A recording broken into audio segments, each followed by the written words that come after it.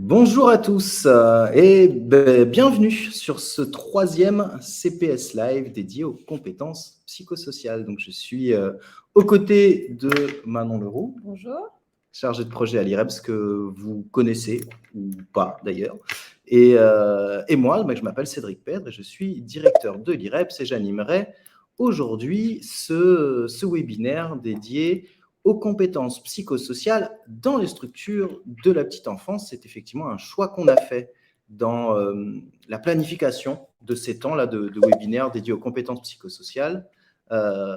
C'était finalement de dédier chacun des webinaires que nous allons faire cette année à une tranche d'âge, à un milieu, ce qui permettait aussi d'être plus précis et permettant aussi aux acteurs de mieux saisir qu'ils sont aussi concernés par ce sujet-là. Donc aujourd'hui, plutôt les questions de petite enfance. Qu'est-ce que nous avons au menu du jour? Alors déjà, pour ceux qui, pour la première fois, participent au CPS sur cette plateforme qui s'appelle Livestorm, je rappelle juste comment ça fonctionne. Vous avez à droite de votre écran un volet. Alors, vous pouvez y faire différentes choses dans ce volet. Ça a changé un peu, non? On avait participé. Voilà, donc vous pouvez voir qui participe. Vous avez les sondages. D'ailleurs, nous avons effectivement des sondages qui vous sont dédiés et on vous remercie d'avance de bien vouloir y répondre parce que ça nous aide à organiser les prochains. Donc, ces webinaires vous servent-ils dans vos pratiques? Avez-vous trouvé le contenu pertinent? Donc, c'est une approche plutôt d'évaluation pour nous.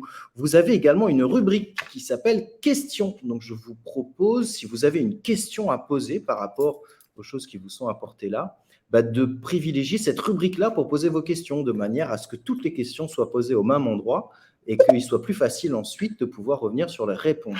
Et enfin, un espace libre qui est le chat, que vous connaissez certainement, et vous pouvez effectivement tout simplement soit faire des blagues, parce que c'est ça aussi, ça peut être des temps un peu fun, dire bonjour alors poser des questions, non, oui, parce qu'on a dit que c'était dans la rubrique questions que c'était mieux de le faire, mais de proposer, faire des remarques et pouvoir échanger avec les autres participants. Donc, voilà un petit peu. Alors, le menu du jour. Nous allons, dans un premier temps, laisser la parole à Amandine Valérian, qui est donc chargée de projet à l'IREPS, qui s'occupe des formations et qui vous présentera la toute première formation e-learning de l'IREPS, qui est dédiée à, devinez quoi, aux compétences psychosociales. Deuxième point, alors nous nous adaptons à un petit changement de situation. Nous avions normalement au programme quelqu'un du CODES en métropole qui devait venir vous présenter un programme qui s'appelle Coccinelle, qui est un programme qui est en lien avec une des actions de l'IREPS, qui est un programme justement de développement des compétences psychosociales en crèche. Alors, il se trouve que cette personne a un empêchement de santé qui fait qu'elle ne peut absolument pas présenter ça. Alors, on va le remplacer par une présentation d'un projet qui est mené actuellement par l'IREPS, qui s'appelle Tipitou, qui est, je vous le rassure, en lien avec le programme Coccinelle qui devait vous être présenté aujourd'hui. Donc, on vous apportera quelques éléments là-dessus.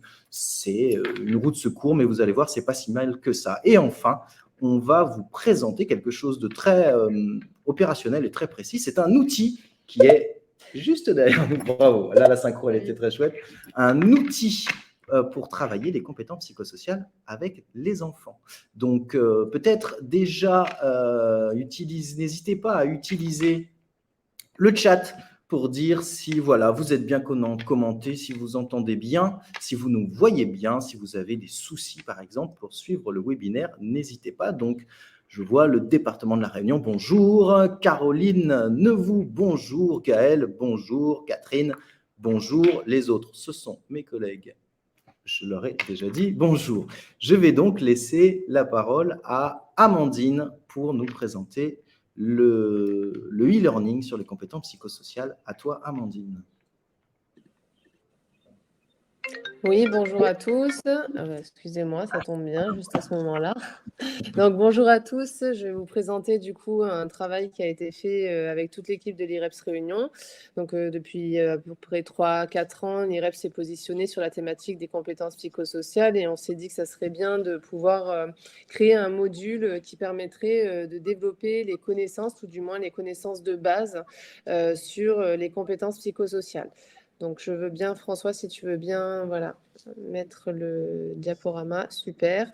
Donc, ce e-learning va permettre à tout professionnel des secteurs. Alors, par contre, il faut que tu passes, ça ne marche pas avec les flèches. Donc, des secteurs donc professionnels ou étudiants, hein, des secteurs sanitaires, sociaux, médico-sociaux et éducatifs, de pouvoir avoir accès à cet enseignement, mais qui est vraiment basé sur des connaissances théoriques, hein, les connaissances de base sur les compétences psychosociales, au travers de leurs enjeux, leur application effective. Et surtout, on a tenu à avoir une partie très contextualisée, puisqu'on a présenté, on a essayé en tout cas de mettre la lumière sur les programmes qui étaient développés ici sur le territoire réunionnais. Donc l'IREPS en porte 3 et d'autres partenaires comme le réseau OT et anciennement l'AMPA, donc France Addiction, portent aussi des programmes sur les CPS. Donc, je te laisse passer la diapositive. Donc, du coup, le contenu de ce e-learning, eh bien, en fait, c'est un module de 7 heures qui est réalisable en 6 semaines. On a laissé un laps de temps assez grand parce qu'on a fait un premier test avec des partenaires sur le territoire investis sur les CPS ou non, parce qu'on voulait aussi avoir des gens qui ne connaissaient pas. On a testé ce e-learning, on avait laissé un laps de temps de 3 semaines et en fin de compte, c'était beaucoup trop court. Donc, du coup, là, on l'a ouvert sur un laps de temps de 6 semaines. Et en tout, ça correspond à 7 heures. Alors, pas 7 heures d'apprentissage parce qu'il y a des rendus. Donc, dans les 7 heures, il y a aussi des travaux personnels qui sont demandés ou des petits quiz à répondre. Sur ce module, il y a 4 séquences. 4 séquences qui sont, on va les décrypter un petit peu après, et qui vont être évaluées, comme je viens de le dire, par différentes modalités. Et pour l'instant, on a ciblé 2 sessions. Donc, il y en a une qui est en cours, qui a démarré il y a 2 jours, vous voyez, du 30 mai 2022 au 10 juillet. Et puis, il y en a une deuxième qui est prévue à la rentrée scolaire, à partir de la rentrée scolaire du 22 août au 30 septembre. Donc, c'est les sessions sur lesquelles vous pouvez vous inscrire. Alors, vous pouvez vous inscrire à poste, même si la session a commencé, mais vous savez que vous avez jusqu'au 10 juillet pour réaliser ce e-learning. François, je te laisse passer à la diapo. Merci. Donc, un des premiers modules qu'on a voulu mettre en place, et ça sera la première séquence du e-learning, c'est sur les concepts de santé. Parce qu'avant de partir sur ce qu'est une compétence psychosociale, c'est important de se mettre d'accord sur les différents concepts de santé. Donc, qu'est-ce que la promotion, la prévention ou encore l'éducation pour la santé, en passant par bien évidemment les déterminants de santé, la charte d'Ottawa. Donc l'idée, c'est vraiment qu'on parte. Attends juste 2 petites secondes. Voilà, l'idée, c'est vraiment qu'on parte sur les mêmes bases, hein, autour des concepts de santé, voir d'où sortent ces compétences psychosociales. Alors ça, c'est une séquence qui va durer à peu près 1 heure. Et qui va comporter des vidéos à regarder et des documents à lire. À l'issue de cette séquence, il y aura un petit quiz de connaissances pour valider et vérifier que toutes les notions abordées dans cette séquence sur les concepts de santé ont bien été intégrées par le stagiaire. Je te laisse passer la diapo d'après. Alors ensuite, bien sûr, on a un gros module de 270 minutes sur les compétences psychosociales, puisque c'est l'objet du e-learning. Donc là, à travers de vidéos, on vous renvoie aussi sur des sites internet incontournables, sur les CPS, de documents à lire, d'articles, etc. On va essayer de balayer les différentes classifications qui s'apparentent aux compétences psychosociales, voir un petit peu effectivement leur effectivité, les enjeux, leur application aussi, hein, par certains autres partenaires, pas forcément du territoire. Et là, pour le coup, il y a un travail assez conséquent qui est pris en compte dans ces 270 minutes, puisqu'à l'issue de cette séquence, le stagiaire sera amené à réaliser une synthèse. Alors, on est très ouvert dans la manière de réaliser cette synthèse. Soit ça peut être quelque chose de très classique sur un format Word recto verso, un A4 recto verso, soit ça peut être sous forme de vidéo, de dessin, autre. C'est vraiment le choix de la créativité est laissé aux stagiaires. Donc là, vraiment, comme l'objet de ce e-learning, c'est vraiment de développer les connaissances sur la mise en place d'actions de développement des CPS, les bases théoriques, leurs enjeux et leur application effective. Donc vous voyez, sur chaque diapositive, il y a un petit lien. Je ne sais pas s'il est cliquable là en direct, non, mais en tout cas, on vous le donnera ou on pourra vous le donner dans le chat, ce lien-là qui vous donne accès à la page de notre site, qui vous donne toutes les informations et les liens pour vous inscrire aux sessions dont j'ai parlé au début. Diapo suivante. Ensuite, on a voulu faire un petit focus sur les compétences émotionnelles parce que parmi les compétences psychosociales, il y a ces fameuses compétences émotionnelles et on a créé un parcours assez ludique sur un logiciel qu'on utilise beaucoup à l'IREPS qui s'appelle Klaxoon. Donc, c'est un parcours qui aura une durée d'à peu près 70 minutes avec des quiz, des questions, des jeux, des petites vidéos à regarder, voilà, des photos, etc. Et puis, à l'issue, vous aurez un petit quiz de connaissances aussi pour valider cette séquence. Donc, vraiment, les objectifs de cette séquence-là, c'est de connaître les émotions de base, savoir les identifier, être capable de les exprimer aussi, expérimenter des techniques de régulation.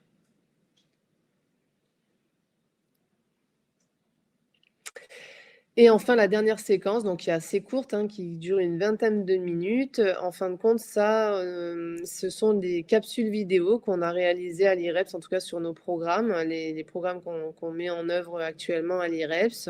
Et puis aussi une capsule vidéo d'un des partenaires qu'on a, et puis des visites de site internet. Alors je m'excuse, mais il y a une erreur sur l'objectif. Je ne sais pas pourquoi il y a les émotions de base, c'était celui d'avant. Je ne sais pas, il y a dû avoir un bug dans la diapositive, mais l'objectif, c'est vraiment de porter à connaissance les programmes qui sont mis en application concrètement ici sur le territoire réunionnais. Une diapo d'après.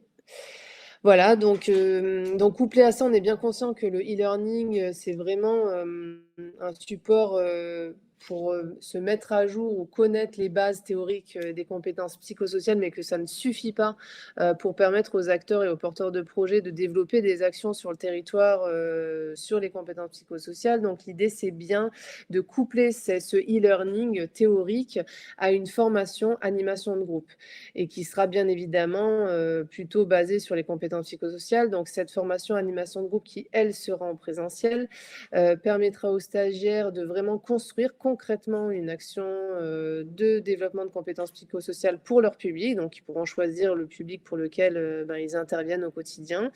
Et puis aussi, on les mettra concrètement en animation puisque l'animation, le projet qu'ils auront construit, la séance collective qu'ils auront construit sur les CPS, ils pourront la tester et l'animer pendant ces 2 jours de formation.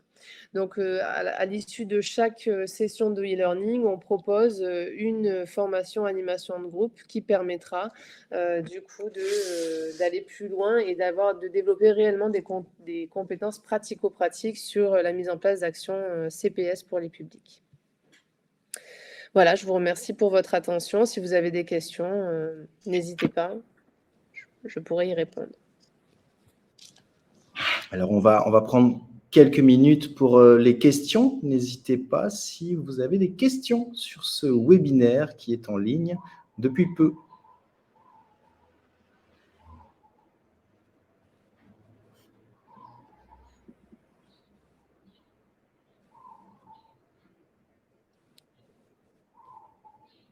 Les questions arrivent.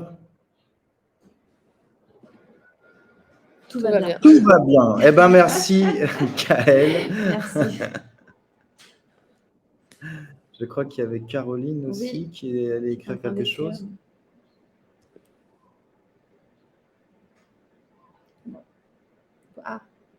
Alors, pour les il s'agit, oui. Ouais, pour les prises en charge, oui. Du coup, prise en charge classique. Aujourd'hui, on n'a pas fait de demande sur des comptes type FIFPL ou ANDPC, mais pourquoi pas. Pour l'instant, on est vraiment sur une première année de mise en œuvre. Donc, voilà, pour l'instant, on n'a pas de prise en charge mis à part un OPCO. Alors, je n'ai pas dit le tarif, c'est 50 € le module de formation en ligne, sachant que si vous couplez avec la formation animation de groupe, on vous fait une petite ristourne pour coupler le module e-learning plus la formation animation de groupe. Mais ça, vous aurez toutes les informations sur le site de l'IREPS. Il me semble qu'une prise en charge classique par un OPCO est jouable, vu que nous avons le Calliope. Oui. C'est ça, hein. Donc une prise en charge classique OPCO, oui, c'est possible. Oui, c'est ça, c'est ce que je dis. Voilà. Par l'OPCO, oui, mais par contre, il n'y a pas de prise en charge type ANDPC ou FIFPL. Aujourd'hui, je n'ai pas fait de... C'est très spécifique aux professionnels de santé. Oui, mais bon, ça peut aider pour les professionnels de santé. Et pas que, parce qu'il y a aussi des psychologues, il y en a d'autres. Bref, voilà. Alors, si vous n'avez pas d'autres questions, mais de toute façon, même si ça vous venait, vous pouvez continuer à utiliser la rubrique questions ou le chat si vous voulez, on ne vous en tiendra pas rigueur. Ce que je vous propose, c'est qu'on poursuive sur le point numéro 2. Alors, tiens, Manon Leroux, qui va... Je vais donc vous présenter la démarche. Alors d'abord, un petit point un peu historique. Vous avez ici deux projets, le projet Tipitou, qui est un projet réunionnais, et le projet Coccinelle, qui est un projet du Vaucluse. Alors au départ, il y a la démarche réunionnaise. Il y a, alors c'était avant la crise sanitaire, on était alors en 2019, et nous avions... nous étions en contact avec l'AFEPS, qui est l'Association française en promotion de la santé, qui a développé, donc il y avait une équipe de chercheurs, de scientifiques, qui s'était beaucoup spécialisée sur la question de la promotion de la santé dans les crèches, donc en milieu de petite enfance, avec l'idée de développer des crèches promotrices de santé.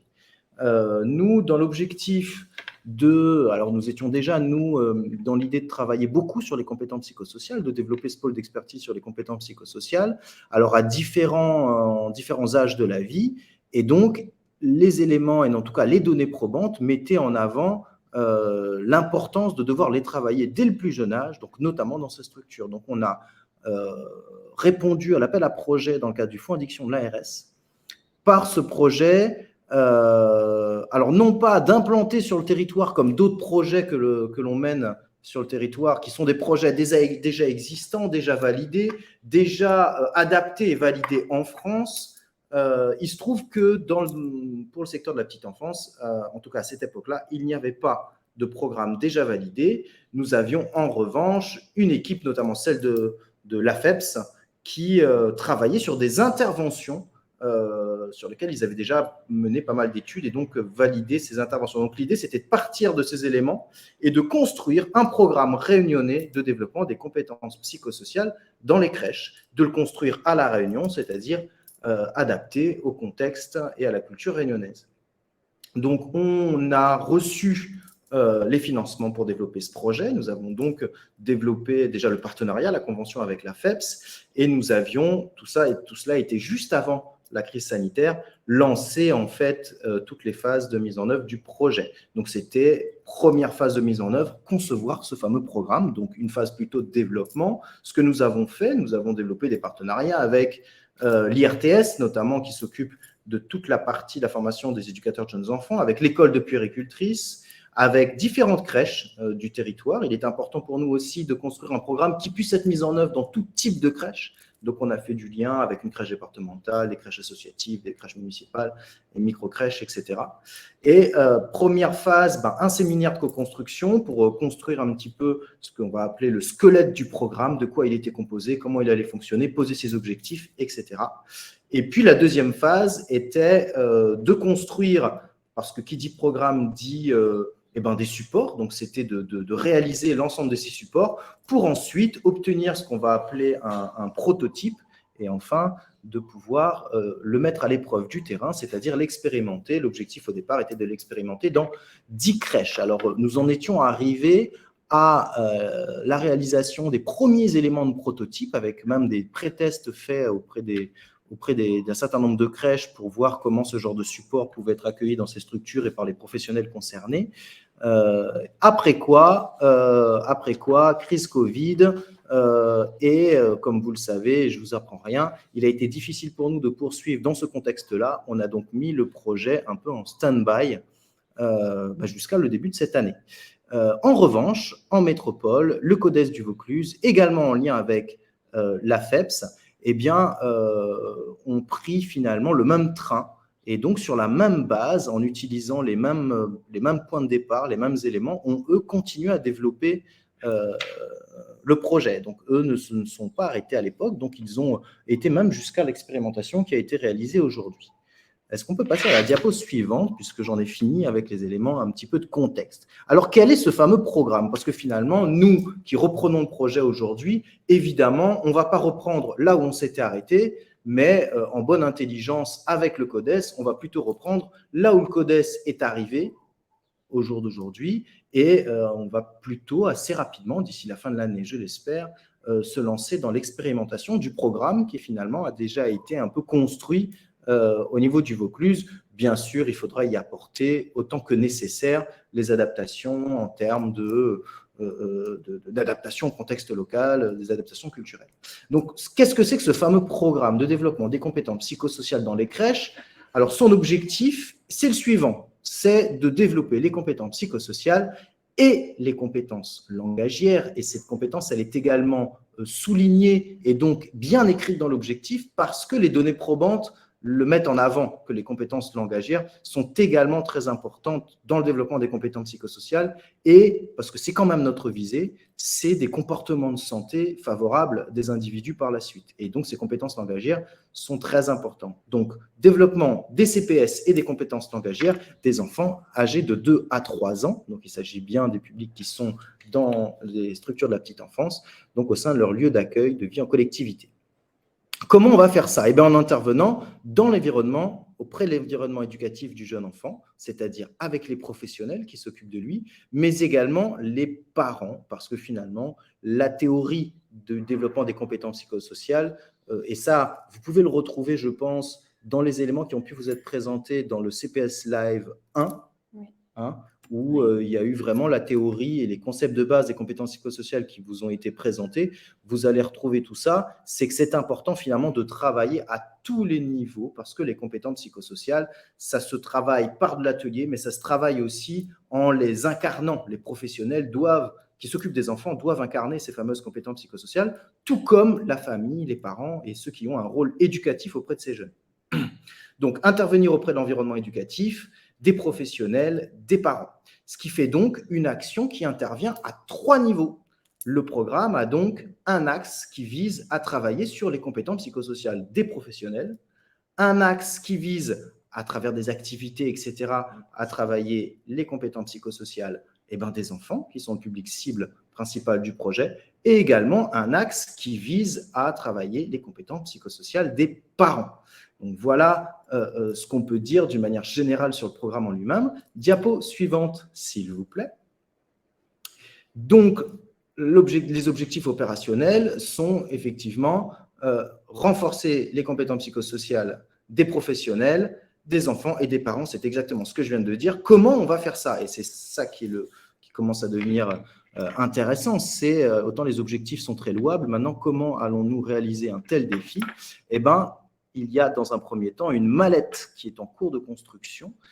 Le programme en fait va tenir dans une mallette. C'est des supports qui seront mis à la disposition des structures qui voudront s'engager dans la mise en œuvre de ce programme et ira avec cette mallette, une formation. Il s'agira de dédier un référent ou 2 référents à la structure qui seront formés avec une formation assez soutenue. Ces référents pourront ensuite former leurs collaborateurs de la structure à la mise en œuvre du programme. Qu'est-ce qu'il y a dans ces fameuses mallettes? Il va y avoir 6 livrets et des livrets d'accompagnement, si je ne me trompe pas. De quoi il s'agira de manière très concrète? Ça sera dans ces livrets, il y aura tous les supports et les consignes pour aider les professionnels à développer des ateliers collectifs avec les enfants, mais aussi, c'est tout aussi important que les ateliers collectifs structurés, également de pouvoir intervenir sur ce qu'on va appeler les pratiques informelles au quotidien, la manière d'être en interaction avec les enfants. C'est comme ça aussi qu'on contribue à développer les compétences psychosociales. Et puis les parents, il s'agira d'adapter à chaque contexte des cafés des parents, de trouver finalement autant d'opportunités que possibles pour échanger sur ces sujets-là avec les parents. La diapo suivante, s'il vous plaît. Donc là, vous avez quelques exemples de ce qui a été fait dans le Vaucluse. Nous allons retravailler sur les livrets pour la Réunion. Donc, c'est un travail qui est en cours. On n'est pas du tout en mesure de vous le présenter aujourd'hui, mais on ne manquera pas de le faire lors d'un prochain CPS Live. Pour Coccinelle, en tout cas dans le Vaucluse, il y a un guide d'utilisation avec du contenu théorique, de la bibliographie et 6 livrets. Chaque livret est composé d'un sommaire, d'une partie théorique, des exercices autoreportés et des ateliers à animer auprès des enfants. Donc, voilà à peu près comment est structuré chacun de ces livrets, et les livrets sont sur les différentes compétences psychosociales. Est-ce que je peux avoir la diapo suivante, s'il vous plaît? Donc, les compétences psychosociales qui sont travaillées dans ces livrets sont les suivants. S'auto-évaluer positivement, savoir être en pleine attention, connaître, identifier et exprimer ses émotions, faire face à son stress, renforcer ses émotions agréables. On retrouve là, évidemment, les couples de compétences psychosociales qui vous ont déjà été présentés dans des CPS live précédents. Diapo suivante, s'il vous plaît. Pour avoir une idée de à quoi ça peut ressembler, alors dans le livret 3, voilà, vous voyez que, alors même moi, j'ai un peu de mal à lire, mais il y a, donc ça c'est le sommaire, et puis il y a des... Alors, nous, on va énormément... Du coup, n'hésitez pas à réagir dans le chat. Nous, on a une attention particulière sur l'accessibilité de ces livrets. Ils sont écrits au départ par des scientifiques. Nous, c'est la première chose qu'on a constatée. On a énormément de textes et il s'agira pour nous, et on aura un gros travail de rendre ça plus digeste pour des professionnels qui sont sur le terrain, qui ont peu le temps de finalement rentrer et s'approprier dans des documents s'ils sont trop chargés, des gros pavés de texte, parfois un peu complexes à lire et à comprendre. Donc nous, on va avoir un travail finalement d'accessibilité, de retranscrire tout ça, peut-être par parfois des approches plus schématiques, ou en tout cas rendre ça à la portée de tous, parce que finalement, les professionnels de la petite enfance ne sont pas tous des chercheurs. Et donc, il va falloir s'adapter à ça. Sinon, on va avoir un risque de créer un programme qui est trop éloigné finalement des professionnels qu'il vise. Si je vous... Oui, ça c'était celui d'ici. Ça. Un exemple, ouais. L'exemple de Tipito. Ouais, donc dans nous, un des ateliers, un des livrets sur lequel on a travaillé ici. Alors, qu'est-ce qu'on a? Si je vous donne un exemple de sommaire, on a une partie pour les éducateurs. Alors, pour les éducateurs, qu'est-ce qu'il va y avoir? Un premier chapitre sur l'écoute empathique. Comment écouter de façon empathique? Alors, on va avoir un premier point sur déjà, qu'est-ce que c'est que l'écoute empathique? Pourquoi l'écoute empathique est-elle essentielle? Comment développer l'écoute empathique? Avec des questions-réponses et des exercices. La rubrique « Je m'entraîne » sur « Je développe ma compétence d'écoute empathique ». Et c'est à travers ces éléments du livret, parce que évidemment, il ne nous sera pas possible de mettre en place des formations sur toutes ces compétences, parce que le but ensuite, c'est que pour déployer un tel programme, il faut une mallette qu'on diffuse. On peut mettre en place une formation pour aider à son implantation une première fois, mais il faut que ça puisse vivre tout seul, parce qu'il n'est pas possible d'envisager qu'un programme puisse se développer avec une hyper-présence, que ce soit de l'IREPS ou d'un autre opérateur qui serait chargé de développer un tel programme. Il faut que ça puisse se faire. Donc, c'est à travers ces livrets que le travail sur les professionnels pourra se faire. Autre compétence visée pour les éducateurs, par exemple, faire une demande efficace. Qu'est-ce que c'est que faire une demande efficace? Savoir faire une demande efficace, pourquoi est-ce essentiel? Comment développer cette capacité? Et puis des exercices d'entraînement. Dernier point sur ce livret-là, en tout cas, comment s'exprimer positivement, et on va retrouver ainsi de suite les mêmes rubriques. Partie 2, avec les enfants, et là, ça va proposer des ateliers, une activité sur apprendre à écouter avec pleine attention, une autre activité sur apprendre à développer une écoute empathique, apprendre à demander, apprendre à exprimer des choses positives, apprendre à faire et à recevoir un compliment. Et puis, des exercices à faire au quotidien, apprendre à faire et à recevoir un compliment, c'est peut-être des choses à faire au quotidien. Donc, voilà, ça vous donne une idée. Tout ce travail est un peu en cours, hein. On vous présente quelque chose aujourd'hui qui n'est pas du tout finalisé. En tout cas, tous ceux qui sont intéressés par ces démarches, eh ben, n'hésitez pas à nous le faire savoir et à pourquoi pas venir à nos côtés pour le développer. Manon, qui est à côté de moi, est en charge de ce projet. Elle a déjà, pour le moment, peut-être tu veux faire un point. La semaine prochaine, on a des rendez-vous avec les crèches avec lesquelles on a déjà travaillé. Donc, on reprend contact avec les crèches pour après repartir sur les bonnes bases et puis vite mettre en place la formation et puis le programme entièrement. Donc, n'hésitez pas aussi pour les crèches que je n'ai pas encore sollicitées, mais que je vais faire, à nous contacter pour établir des rendez-vous à partir de la semaine prochaine. Voilà pour là où on en est. Alors déjà, est-ce que à ce stade-là, vous avez des remarques ou des questions? Fanny est en train de nous préparer une remarque ou une question.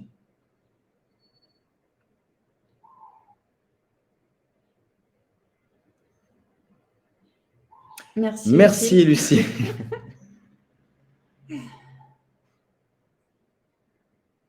Alors, c'est un projet qui est quelque part important, vu l'importance de pouvoir intervenir dès cet âge-là, mais ce n'est pas évident non plus. C'est des structures qui ont finalement peu le temps, qui sont en permanence en train de recevoir des enfants.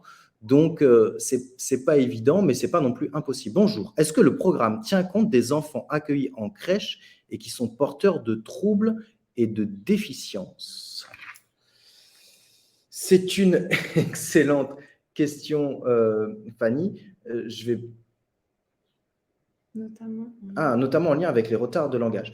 Alors, la question du langage, elle est aussi très particulière. Par exemple, ça va être quelque chose sur lequel on sera très, très vigilant, c'est qu'on a aussi la question du créole. D'accord ? Donc, la question des compétences langagières, elle va devoir se traiter de manière un peu spécifique ici. Il va falloir même que on réunisse de l'expertise, des gens de terrain, pour voir comment on aborde cette question-là du langage. Donc, Fanny, n'hésitez pas, si ça vous intéresse, à venir réfléchir avec nous là-dessus. En tout cas, donnez-nous vos coordonnées, parce que c'est en effet important. Alors après, sur les troubles et déficiences, je crois que ça dépendra d'une part des troubles et des déficiences, mais je peux déjà dire que de toute façon, on ne pourra pas tout résoudre. Déjà, il va falloir réussir à faire un programme qui soit réalisable. Il faut que ça soit possible de le mettre en œuvre dans une crèche, ce qui est déjà pas tout à fait gagné au départ. Et ensuite, il va falloir faire quelque chose qui a un impact, qu'on arrive à démontrer à peu près son efficacité. À partir de là, on pourra imaginer des développements futurs, des adaptations futures, publics handicapés, etc. Mais au jour d'aujourd'hui, par rapport au projet qui était déposé, l'objectif était construire un programme, l'expérimenter, voir ce qu'il apporte, quel est son bénéfice. Ça nous donnera les arguments pour ensuite construire d'autres projets et trouver, parce que c'est important aussi, je ne vais pas faire la langue de bois là-dessus, trouver des financements pour pouvoir mener ce travail, parce qu'effectivement, ça demande aussi des moyens, notamment si on veut faire l'évaluation de l'efficacité. Ce sont des travaux qui nous obligent des partenariats avec des équipes scientifiques, c'est relativement lourd et donc coûteux.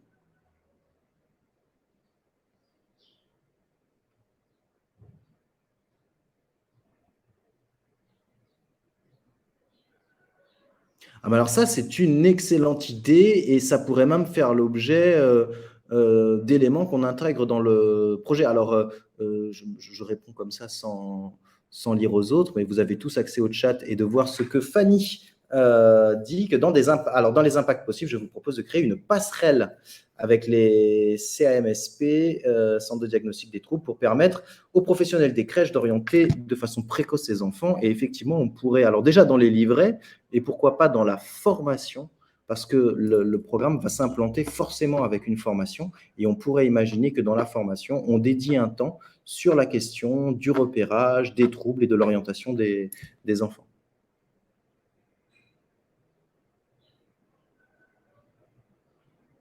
On a de toute façon vos coordonnées. Merci Fanny. On vous met dans nos mailings Ouais. autour de ce projet-là. Est-ce que vous avez d'autres remarques ou d'autres questions?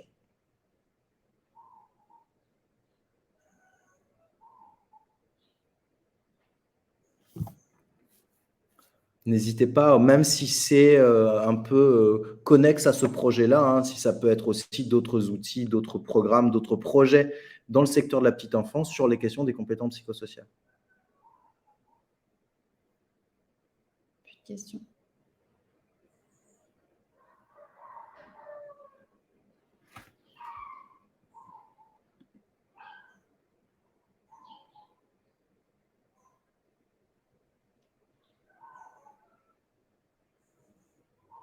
On va peut-être continuer. Bah oui, on va continuer.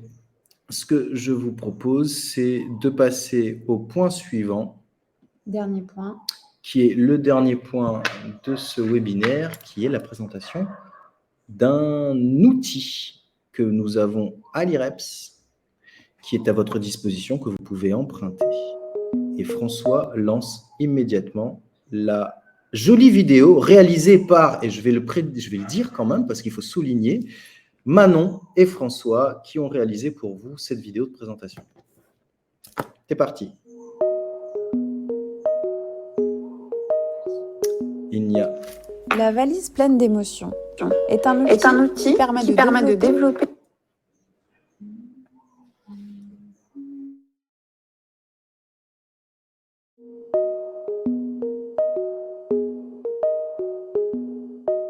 La valise pleine d'émotions est un outil qui permet de développer certaines compétences psychosociales et plus particulièrement les compétences émotionnelles chez les enfants. L'objectif est d'apprendre à connaître et à exprimer les 4 émotions de base, mais aussi à les reconnaître chez les autres, telles que la tristesse, la joie, la colère et la peur. Les professionnels qui utilisent cette mallette et les suggestions pédagogiques du livret ont la possibilité d'aborder les émotions de différentes manières, que ce soit par la parole, la lecture, le jeu ou bien avec les masques et les marionnettes. Dans ce livret, vous aurez le choix entre une vingtaine de fiches d'activités très concrètes qui s'adaptent en fonction de l'âge de l'enfant. Les 4 grands personnages, tristesse, joie, colère et peur, peuvent représenter aussi bien une fille qu'un garçon. Sur une face figure un enfant blanc et sur l'autre un enfant de couleur.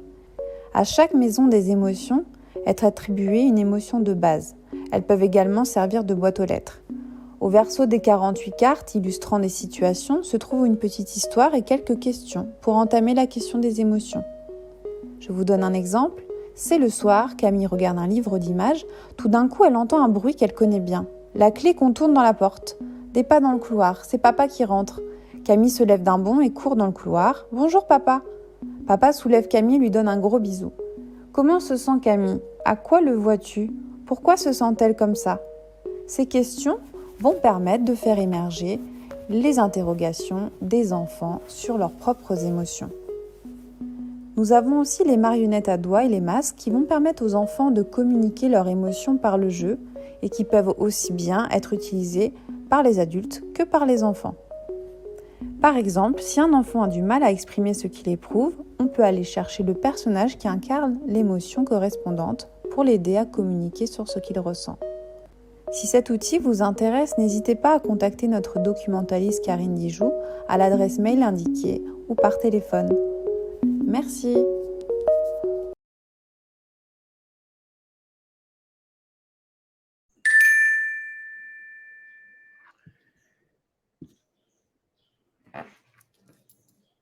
Alors, voilà un exemple d'outil à votre disposition sur alors là, spécifiquement sur la question des compétences émotionnelles. Peut-être avant que j'enchaîne trop rapidement, vous laissez le temps peut-être de faire des remarques ou de poser des questions. Je constate que la rubrique questions est restée vide.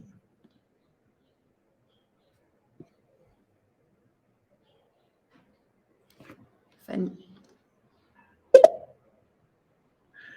Il est dispo à la vente, moyennant 10 000 €. Ce n'est pas cher, hein, c'est un bel outil. Non, je rigole, il est dispo à l'emprunt, effectivement. Je crois qu'on en a un seul exemplaire. ouais. Il est disponible vu qu'il est là, mais il suffit pour vous le procurer, Je vais prendre soit d'envoyer un mail, soit d'appeler Karine. Ah, et ben François, quelle efficacité François! Il vous met tout de suite le lien vers notre base de données en ligne sur nos outils qui peut vous permettre tout de suite de le réserver. Vous pouvez l'emprunter pour une durée de 15 jours à 3 semaines. Et je rappelle, pour ceux qui ne le savent pas, qu'emprunter des outils à l'IREPS, c'est gratuit. On a également, alors on a fait le choix de vous présenter celui-là aujourd'hui, et on en a d'autres, mais je vais aussi vous passer le message que si vous en connaissez des biens, n'hésitez pas à nous en passer les références pour qu'on puisse nous-mêmes en faire l'acquisition, les intégrer et pour pouvoir les mettre à disposition des acteurs du territoire.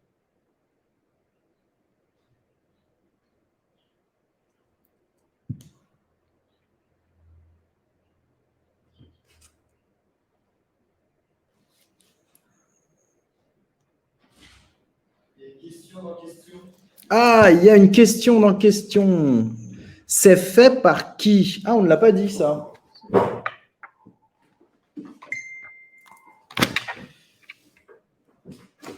Alors, la valise pleine d'émotions, c'est Marina Koch, Julia Mouns et Luc Depont. Et c'est...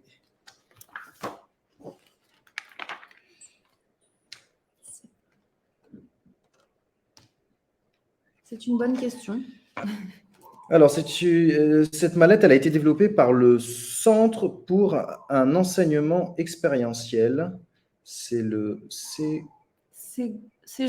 Oui. CEGO. Oui, c'est belge. Alors, ce qui est assez peu étonnant parce que les Belges sont très, très calés en matière d'outils pédagogiques.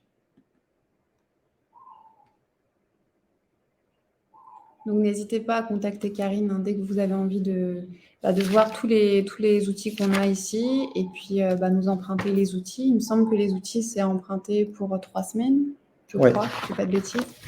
Donc, voilà, vous avez son numéro et son adresse mail sur le diapo qu'on va vous mettre après sur le site internet pour que vous puissiez revoir notre intervention. Question. Et bien sûr, si vous souhaitez avoir le nom de l'éditeur. Et on peut vous donner même les coordonnées mail, site internet et téléphone de ceux qui ont développé l'outil si vous souhaitez avoir plus d'informations. Mais déjà, vous pouvez tout simplement venir le voir à l'IREPS. Alors ça, je ne l'ai peut-être pas dit, mais vous pouvez aussi tout simplement prendre rendez-vous avec la documentaliste pour venir, ouvrir la mallette, en voir d'autres, juste les feuilleter, ça ne vous engage pas forcément à les emprunter. Est-ce que vous avez d'autres remarques ou d'autres questions?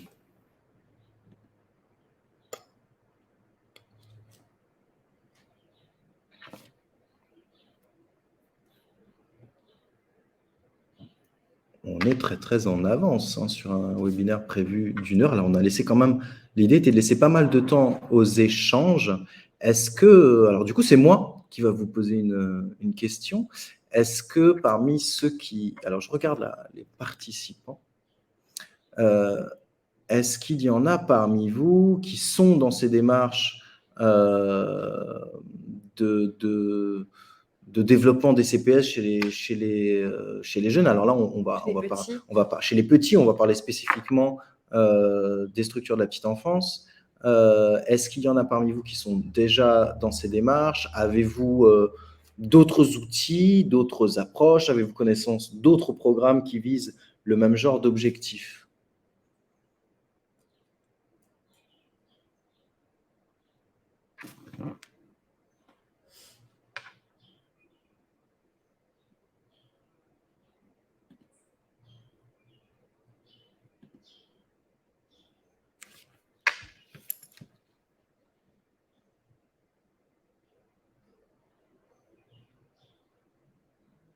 Il y a Lucille qui a tapé.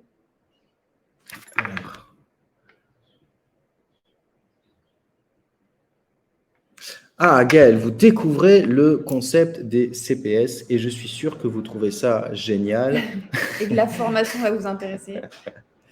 Voilà. Alors, alors, tant mieux. Moi, je suis assez content que sur la thématique de l'alimentation, et je vois que les CPS sont nécessaires.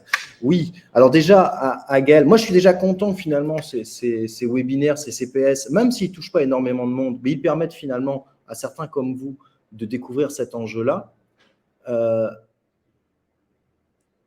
Oui, ben oui.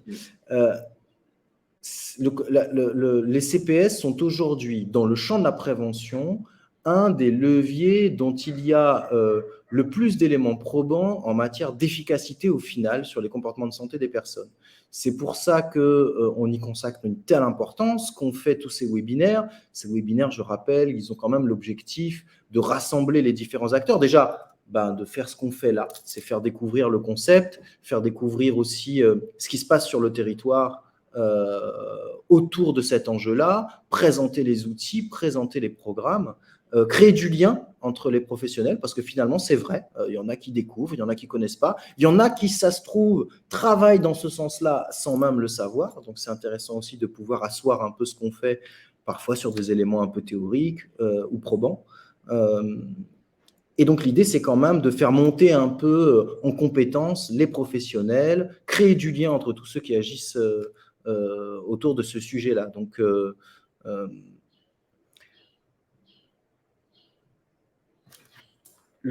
parce que, alors, ce qui est un peu difficile, et vous voyez, c'est pour ça qu'on a pris l'option, là, finalement, de faire un CPS live sur la petite enfance. On va en faire un sur un autre milieu, parce qu'on s'est rendu compte que, effectivement, quand on dit les compétences psychosociales, qui se sent concerné par ce sujet, en fait, à part ceux qui, comme nous, s'intéressent au sujet, alors que c'est l'affaire de tous, c'est vraiment…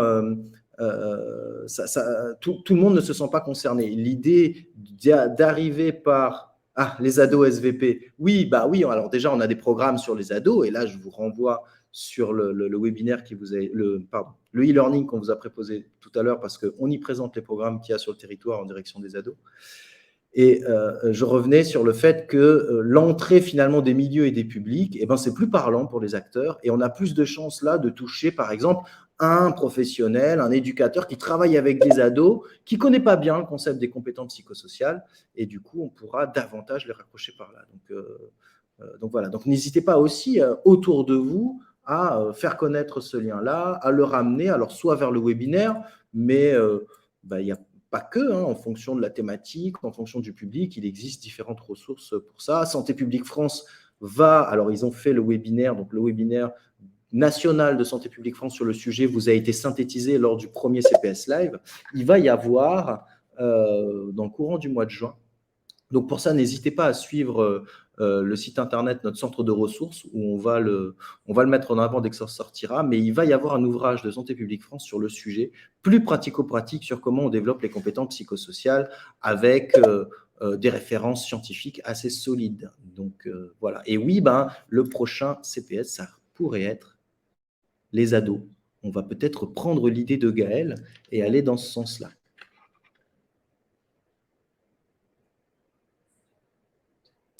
François vous rappelle que parce que pour ceux qui ne le savent pas, vous pouvez revivre ce mot. Vous pouvez revivre les CPS précédents puisqu'ils sont systématiquement enregistrés en intégralité et mis à disposition en replay. Donc vous pouvez, par exemple, François vient de vous donner dans le chat le lien vers le CPS Live 2, le précédent, qui présentait déjà des programmes qui utilisent les CPS.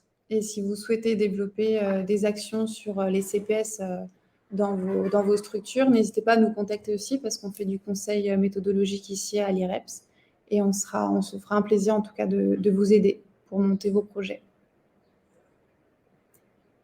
Avez-vous des questions ?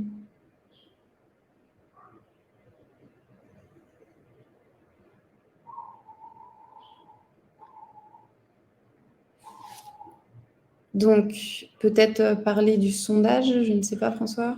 Voilà, François a pris l'initiative de rappeler dans le chat.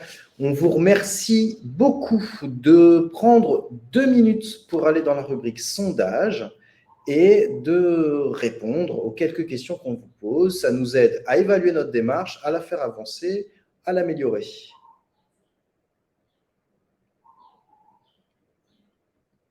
Merci à toutes et à tous.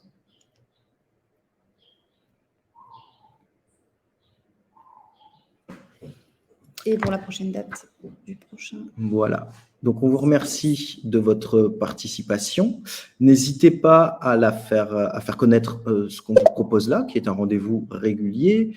N'hésitez pas aussi si vous avez des collègues qui pourraient être intéressés, qui n'ont pas pu participer aujourd'hui, voilà, sachez qu'ils peuvent regarder le replay ultérieurement. Le lien sera disponible. François, peux-tu nous dire quand et comment le lien vers le replay sera disponible ?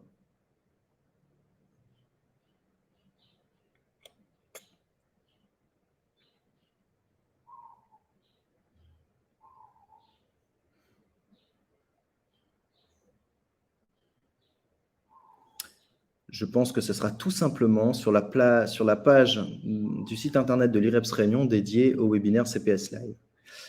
Et ça sera disponible très très vite. Voilà. La semaine prochaine. Voilà. Donc, on vous remercie beaucoup. Si vous avez d'autres sujets à nous proposer pour des webinaires futurs, n'hésitez pas, nous sommes preneurs parce que de toute façon, c'est un recueil de vos besoins auquel on essaiera de répondre. Merci à tous. Bonne fin de journée. Nous sommes jeudi soir, c'est demain vendredi. Le week-end approche à grands pas. Merci beaucoup. Et je pense que le webinaire va s'arrêter toute seule quand le temps prévu sera écoulé. Bonne soirée à vous tous. Bonne soirée à vous tous. Au revoir.